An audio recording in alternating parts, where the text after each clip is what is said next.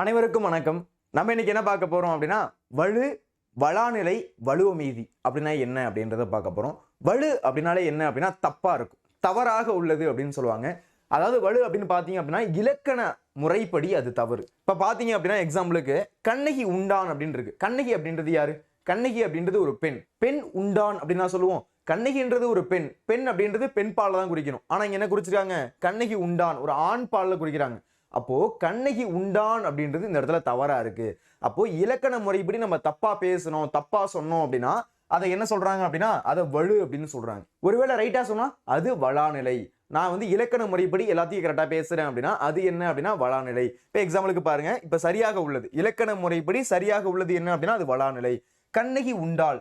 இப்போ இந்த இடத்துல என்ன பண்ணிருக்காங்க? கண்ணகின்றது ஒரு பெண்ணு, அதனால கரெக்டா என்ன பண்ணிருக்காங்க அப்படின்னா கண்ணகி உண்டாள். அப்போ பெண்பால் இந்த இடத்துல கரெக்டா குறிக்கப்பட்டிருக்கு.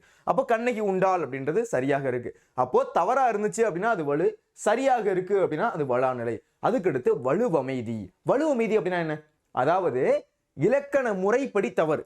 இலக்கண முறைப்படி பார்த்தீங்க அப்படின்னா தவறு. ஆனா இலக்கண ஆசிரியர்கள் இருக்காங்கல்ல, அவங்க அதை சரின்னு ஏத்துக்கிறாங்க.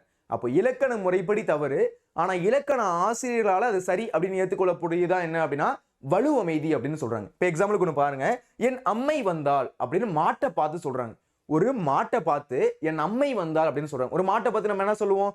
அந்த மாடு வருது, போகுது, அது இது அப்படின்னு தான் சொல்லுவோம். ஆனா இந்த இடத்துல என்ன பண்றாங்க அப்படின்னா ஒரு அக்ரிணைய உயர்தனையா கருதுறாங்க. அக்ரிணை அப்படின்னா என்ன? மனிதன் அல்லாத அனைத்தையுமே நம்ம என்ன சொல்லுவோம் அப்படின்னா அக்ரிணை அப்படின்னு சொல்லுவோம். அப்போ அக்ரிணைய உயர்தனையா சொல்றாங்க. ஒரு மாட்டை பார்த்து என் அம்மை வந்தாள் அப்படின்னு சொல்றாங்க. அப்போ இந்த மாதிரி உவப்பின் காரணமாக அக்ரிணைய உயர்தனையா சொல்றது என்ன அப்படின்னா அது வலுவமைதி அப்படின்னு சொல்றாங்க.